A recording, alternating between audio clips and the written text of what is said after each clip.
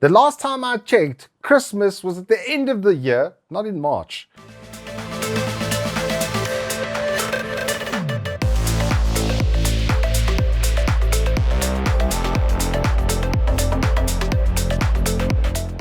Good afternoon, welcome to Turbo Tortoise Tech. If you're new here, I'm recently 4-piece variety, or XFX. And after that spirited introduction, I have to say, this is literally taking me back to 2008 when the HD 4870 came out. And I was so excited to be able to play games maxed out with, I don't need to spend quite a bit of money to do so.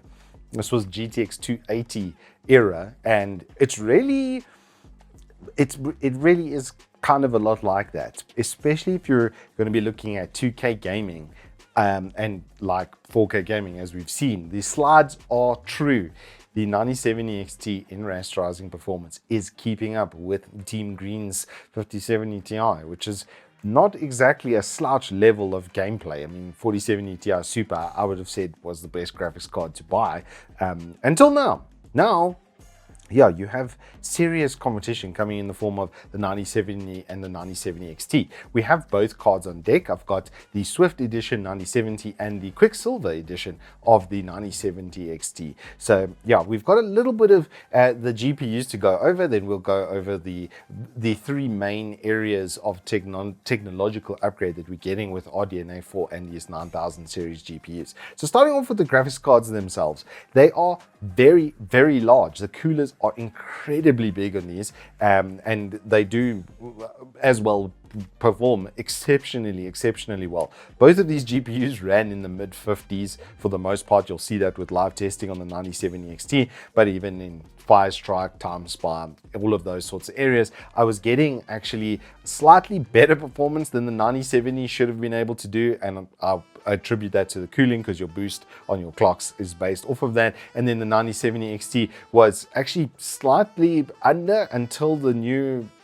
driver came out, and then suddenly I got a 5 to 6% buff. So it seemed to be driver locked for the rasterizing, at least in my testing. And now with this, I think it's 25.2.1 was the driver that I ended up doing a lot of the live testing, which we'll get to later in the video. If you want to just jump there because you know about all the technological changes, then go ahead. But these cards have really big pass-through cooling on them. They are incredibly thick. They're going on about 3 slots, if not a little bit more than that. The 9070 XT is longer than the standard 9070. And if we have a look at the back, you'll notice that the fan area is actually housed so that it can push through the GPU cooling fins just a little bit better than the Swift Edition. Another big plus with the Quicksilver Editions is you get removable bits, like the shroud over here, for instance. That one you wouldn't be able to see, but this one you can remove, and then you could technically 3D print your own piece of shroud for this kind of area and just have magnets attached to it, glued in over there, and then it's gonna, oops, I did this back to front, sorry. It is a little bit of a finicky position, but there we go. It's got clip-in pieces, so you can customize your one with, you can put your logo over there where the shiny bit is with the XFX, which will be on your screen now, and then you can put whatever you want in there, which is pretty flippin' cool. The three main areas, however, of technological changes will be on your screen now. The first one is going to be the FMF, the AMD Hyper-RX Fluid Motion Frames 2.1. It does increase performance, however, it artifacts and stuff really heavily, so which I'll show you. I think it's the least exciting portion of this release. The bits that I'm flipping over the moon for is AMD FSR4. It's all games that have 3.1 automatically have compatibility with FSR4, and one of my favorites, Stalker 2, I will demo to you later. But I can tell you, before we even get there, that the results are flipping amazing, dudes. It looks way better than it did. Like, oh my word, it looks so much better. I first used FSR actually on MechWarrior 5, funny enough, and it wasn't nearly as pretty as it is now. Like, it's so incredible. There was also this sort of dumpling effect that's completely gone. It looks really good, and it doubles FPS casually in most cases, which is also, I think you'll agree, really, really nice. The biggest plus with this is it does that without increasing frame times. they are very, very sharp. I'll show you a live test of this a little bit later. Another big plus is they've obviously got the AV1 encoding in there as well, but they've further enhanced their low bitrate quality. So where you're streaming to Twitch at 6,000 kilobytes per second, kilobits at least, or 6 megabits per second, they've improved that significantly. And so we're not locked into Team Green for doing that kind of streaming and stuff anymore, which is, oh, that's just heaven sent. Honestly, it's going to make a really, really big change. They've got some AMD noise suppression and stuff, which I'll do a full test with all of that. We're going to do a single PC stream with the 9070 on our test bench with the 9800X3D, and I'll set up for a full single PC stream for next week so that we can test all of that stuff live, and we'll see actually if it works. But as a precursor to this, the rasterizing performance tests, of course I did them. I made sure to do, fire strike and such. And F124 was a standout one with regards to testing FSR. When it works incredibly well. You can see up to double the frame rate increase. But now, let us jump over to the PC so I can show you real world testing. Before I forget, the spec of the test bench might be a little bit important to this. My bad, but here you go. So why are we here? Because it's much better to see how something actually behaves than to just read a bar graph off of a screen. I'm kind of getting over this because it often doesn't factor in things like artifacting, blur, all of the random effects that upscaling tends to have. So unfortunately, I can't get the overlay to pull through for some unknown reason. I don't know why, even if I just engage it right now. It's over there on the left-hand side of my screen. You can't see it for some reason. I don't know why it's not pulling through, but you'll be able to see the effect that it creates actively. And it is kind of nice that there is overlay and I can just enact these changes on the fly. So the first thing I'm going to show is the AMD Fluid Motion Frames 2.1. It is a forced upscaling technology similar to how you can force DLSS 4, except it doesn't work very well, and I'm going to show you why. You can just see on the text as an example the blur that comes through with it, and then if we go and we run the benchmark quickly, you're going to notice that in a lot of areas there's a lot of artifacting. And that's why the forced fluid motion frames is really not going to be the way to go about setting up your system. Just as we get into the benchmark over here, I'll point it out on the screen for you as it's going through. This is obviously on a very, very high setting with ray tracing set to overdrive and such. But there you go. Look at the grates over there. Look at the kind of misaligning and stutter and stuff. This is with the FreeSync enabled on our monitor as well, so there really shouldn't be any of that, but that's what fluid motion frames kind of ends up doing. There's some random screen flashes that will happen and such, and so this is really not the preferred way, I would say, to run the GPU. I'm going to wait for this to end, and then I'm going to change to the settings that are better and then cut in at that point. Now with FMF disabled, we just have FSR3 going. It's on the native AA preset. It's on a medium. There's not like overdrive ray tracing and stuff going on over here, but you should notice how much sharper and how much better things actually look. And that's the only problem with FMF, is when a game doesn't have FSR 3.1, you're not going to be able to leverage that FSR 4 technology just yet. It still needs to be added to games like Cyberpunk. But with ray tracing, I'm still getting 50 FPS, whereas before I was getting like maybe 5. And it is significantly better looking even on FSR 3. And as we approach the end of the benchmark, I just want to point out how solid the frame time was, and even the min FPS at 38. It's a lot better than a lot of the launch media because I'm using this day one release driver, which actually has made quite a bit of a difference. You can see there it's on the 25.3.1. Still getting a little bit of artifacting and stuff in menus, even with that stuff disabled, which is just kind of an offset of this technology, but your in-game experience, you can see, has been improved significantly.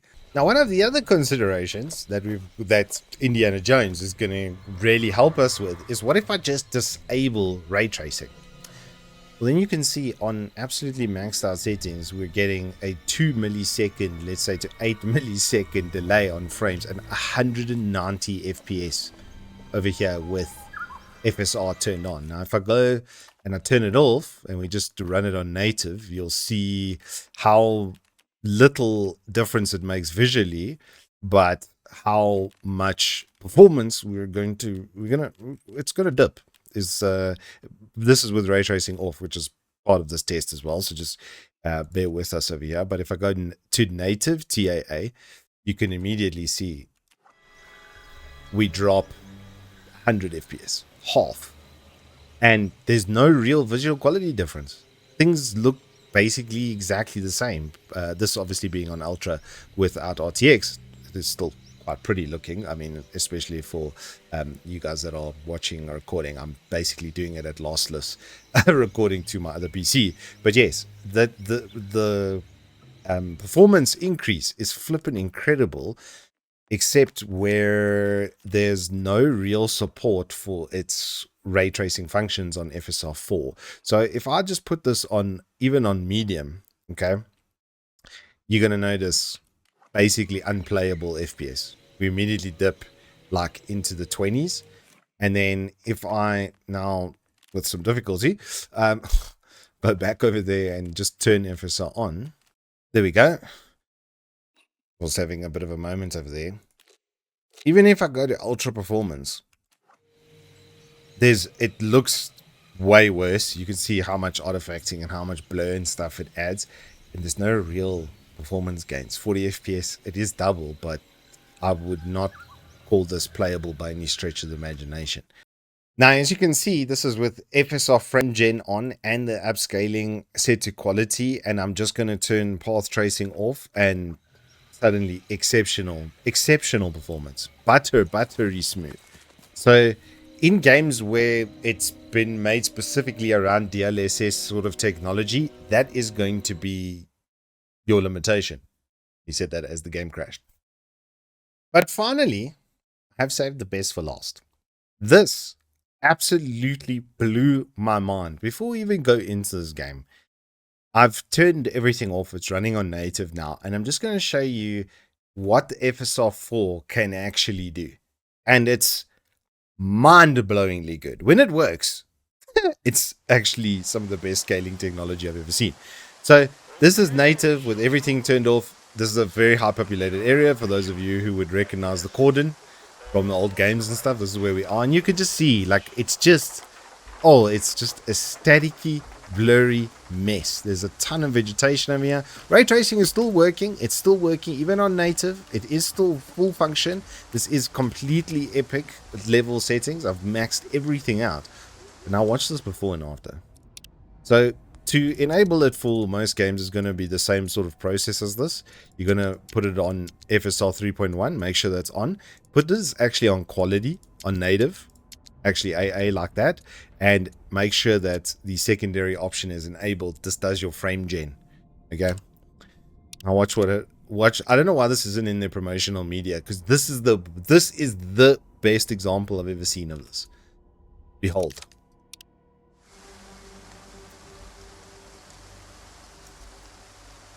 Do you notice the frame rate? Do you notice how sharp it is? 8 milliseconds input delay. That's nothing. You're never going to even flip and notice that. It is as fluid as you could possibly hope to get. And it looks incredible. Like, dudes, look at this foliage and stuff. It is completely artifact free. There was, unfortunately it's raining now. Oh, here we go. There's a bit of a wind over here, and you could see the petals, or the leaves from the trees at least, floating through the air like that. Dude, it's incredibly sharp. This is amazing. This is way better than native. Look at the puddles and the reflections, dudes, of like that tree and stuff. How is this not just real life? How is this not just IRL, dude? Like, it looks amazing. There were some pesky porkers in one of my saves. Was you roaming around here? I wanted to show you how fluid the combat is. And if you get out of the heavily built up areas like that, you get like an extra 10 to 20 FPS bump But this is way, way better looking than previous gen FSR and DLSS combined. I was stunned at how well this worked. FSR 4 is no joke. So, TLDR for this experience-driven review is where FSR works, it's absolutely incredible. It's like the best gaming experience you could possibly hope to derive from a product. This is absolutely maxed out with every single ray tracing checkmark on the Unreal 5 engine, lest we forget. So we know a lot of games are going to be made on this platform. If this is an example of what this card's going to be able to do in the future, we already know it can do rasterizing performance exceptionally well. Let me just go back here for a second and just behold the beauty of this engine. Just look at the reflections and stuff down there, even from this distance on the water and such, dudes. And this is a highly populated area. My CPU is cooking a little bit, which is fair because this is Stalker 2 after all. But like, it's beautiful, dudes. I'm actually, for lack of words, back to the studio. I think that makes it abundantly clear where you don't have the support for FSR, like real 3.1 support. You're like Indiana Jones, where it's not exactly going to work with ray tracing, is it? You can just turn it off for the time being, wait for them to implement the FSR 3.1 into their title. This does obviously leave a bit of responsibility on the AMD team, but they do seem to be actively rolling it out, which is a really big plus. And as it's added to games, then they don't just become playable. From that Stalker 2 test, that input delay, that frame delay is so sharp, it feels incredible. That is noticeably better than 40 series.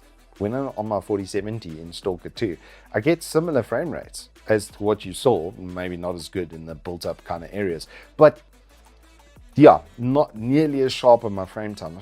Sometimes my frame time goes over to 100 milliseconds, and then that's like really disruptive. Your boy was having a bit of a rage while trying to fight in the arena versus a Chimera because that was very hard, one. And two, I have to do it while I'm disconnected from my weapon and from my aiming. So not ideal by any measure.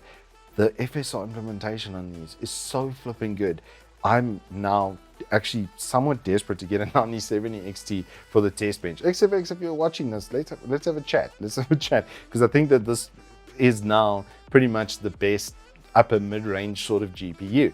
There is also TEL of 9060 and 9060 XT, so they are going to have lower editions of this card, and yeah, these are going to be more than competitive. What a time to be alive. Let me just sum up the whole experience, because I've done the B580 as well, and I've done the 5080, and so I've tested, you know, all kinds of levels. Imagine the Intel is a lot like a Honda Civic Type R. It's a very reliable performance metric. It's pretty polished. It doesn't cause a lot of sort of issues here and there.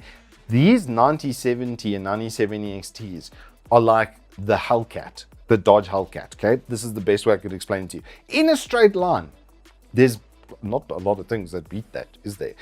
And so in their niche, in their FSR areas and in rasterizing, oh my Gideon, this is a lot of GPU for the money. It's literally the best rand per frame rate that you're going to get in South Africa for spending this amount of money. And yeah, ray tracing is now fully capable, as you saw with Stalker 2, at really good frame rates without adding any render latency. How they have done that is flippin' witchcraft. I think the anti-lag is a part of that, because I did have that on, but that was amazing to me. In any area where you have FSR 3.1 and you hook up a 90 series GPU to it, it's gonna fly. NVIDIA is like the R8 V10. It's really refined. It's that premium exotic car sort of feel, but it's going to be really good in every single area pretty much that you try and use it. So it's going to be better around the track, but do you really care? That's the question you have to ask yourself. Do you want to be able to just play your game with the big old V8, supercharged V8 that these basically are? And it's so funny because AMD always comes through like that. I owned HD 4870. I had R9 390s in Crossfire. I went for that after the whole 3.5 gig 9070 fiasco. We won't talk about it here too much further. But yes, those are where how the graphics cards have kind of worked themselves out. If I could reference them to like an automotive environment, this is Christmas for gamers, effectively. This is going to create so much more competition in the market, which is only good for us because it just means that brands that have traditionally had massive amounts of market share aren't going to be able to get away with murder the way they did before. Effectively, it works out really well for you and us. So, Auntie Lisa, I just a round of applause for the team at AMD. You guys have done incredibly good work in a short amount of time. FSR4 is magic. It looks so flipping good. The FMF, I don't know. Yeah, let's really not talk about that. I think let's just leave that to the side. Go back to the drawing board. Come back with a 3.0 that behaves like FSR4, and you've got more than a fan in me. If you're worried about rasterizing performance, it's a joke. 370 FPS on CS unoptimized while it's acting as the server. Don't worry about esports sort of titles. That's a joke here. This really is about AMD coming to the front with ray tracing performance and an upscaler that actually looks really good.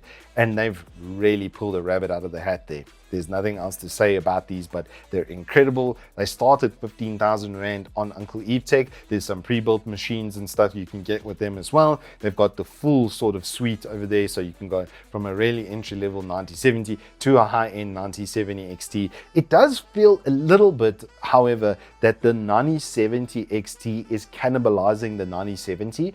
I think that there should have been like an $80 price gap between the two. Even, I don't know, because of the way they spec them, it's kind of difficult to get them priced like accurately. Maybe this should have been 650 versus 550. I just feel like there should be a little bit more of a pricing gap because it just makes it so that like I'm going to lean towards suggesting the 9070 XT because you're getting the sort of Rand per frame rate. If you're just interested in really good rasterizing performance, 2K gaming, the 9070 is going to be good. If you can pick it up at a good price that makes sense, you know, on that performance sort of scale, then go for it. But yeah, if you're in for a penny, you might as well be in for a pound.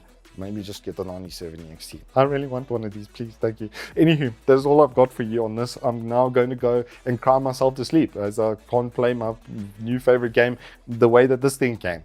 Yeah, if you've enjoyed this review, please hit us up with a like and subscribe, and I'll see you on the flip side.